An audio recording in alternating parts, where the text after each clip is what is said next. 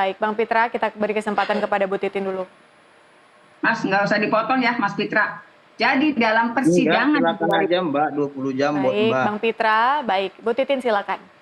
Jadi dalam persidangan waktu itu Rudiana menyatakan sebagai saksi menyatakan telah menangkap para tersangka waktu itu 7 orang yang sedang berkumpul di SMP 11. Hakim waktu itu menanyakan apakah penangkapan itu dengan diberikannya surat penangkapan, dijawab tidak, hanya komunikasi lisan.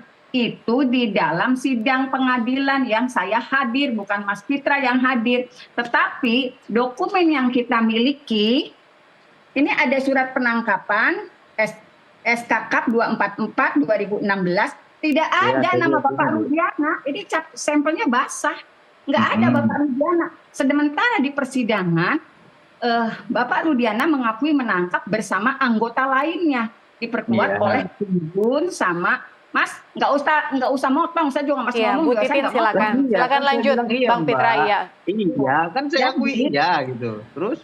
Baik, Bu Titin masih ingin menjelaskan, silakan.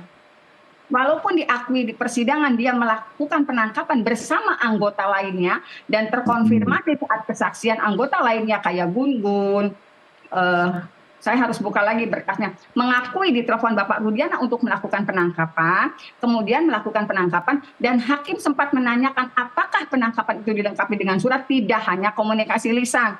Tapi berkas yang saya miliki, surat perintah penangkapan, itu tidak ada Bapak Rudiana, yang ada Indrawati, Amadi, Yudi, Dedi, Gugum Gumilar, Rida Bestari, Rima. Padahal mereka tidak pernah melakukan penangkapan. Ini hanya tulisan di kertas saja. Yang melakukan penangkapan itu terhadap 7 terpidana yang sekarang terpidana itu Bapak Rudiana dan anak buahnya dari res narkoba. Itu Mas. Saya yang hadir di sidang Mas. Nggak usah motong-motong.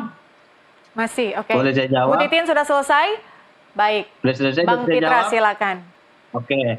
Baik, kan banyak tuduhan yang penangkapan lah, yang ini segala macam hal lainnya. Berarti kan mereka membahas terkait dengan aspek formil dalam proses penyidikan ya. Nah, terkait dengan aspek formil penyidikan, mereka telah melakukan pra-peradilan dahulunya ya, terkait dengan penangkapan, tersangka dan lain-lainnya dengan nomor perkara nomor 1 Rapid ya tahun 2017 yang didaftarkan pada tanggal 4 Januari 2017. Di mana hasil pra-peradilan yang mereka ajukan itu bahwasanya pra-peradilan mereka ditolak, pra-peradilan para terpidana ini. Saya kira itu sudah membantah yang lain-lainnya, mau dibilang penangkapan, lain-lain itu sudah diuji melalui pra-peradilan para terpidana ini. Jadi kita nggak usah lagi tidak mengakui adanya putusan para peradilan yang telah diputus oleh hakim. Jadi walaupun mereka bilang begini begitu, saya nggak percaya itu kan sudah mereka uji melalui para peradilan dengan nomor perkara 1 yang diajukan mereka pada tanggal 4 Januari 2017. Itu Mbak, itu aja jawaban saya. Baik, Pak Teguh, ada yang ingin Anda kritisi? Ya, itu yang saya katakan tadi bahwa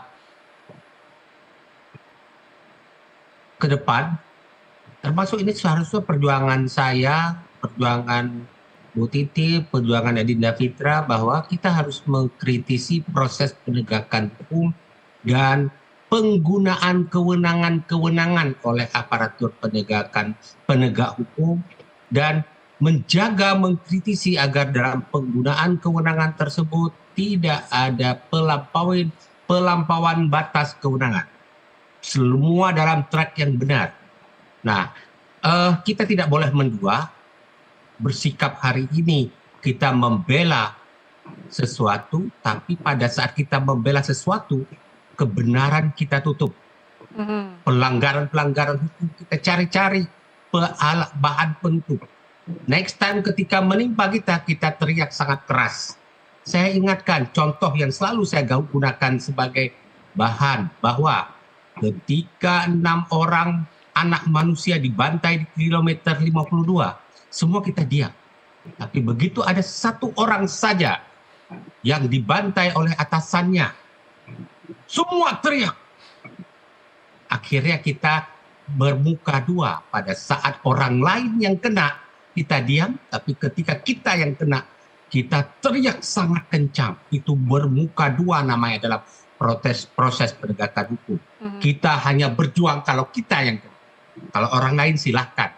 Itu tidak boleh terjadi dalam konteks itu. Pesan moral yang saya ingin katakan, termasuk diri saya, Anda semua, kita semua, ayo, setiap ada pelanggaran hukum, yang berbuat yang tidak sesuai dengan hukum, yang melanggar prinsip-prinsip kemanusiaan, kita lawan bersama. Siapapun dia, bersikap adillah kepada diri sendiri, kepada orang lain, dan kepada siapa saja. Itu Baik.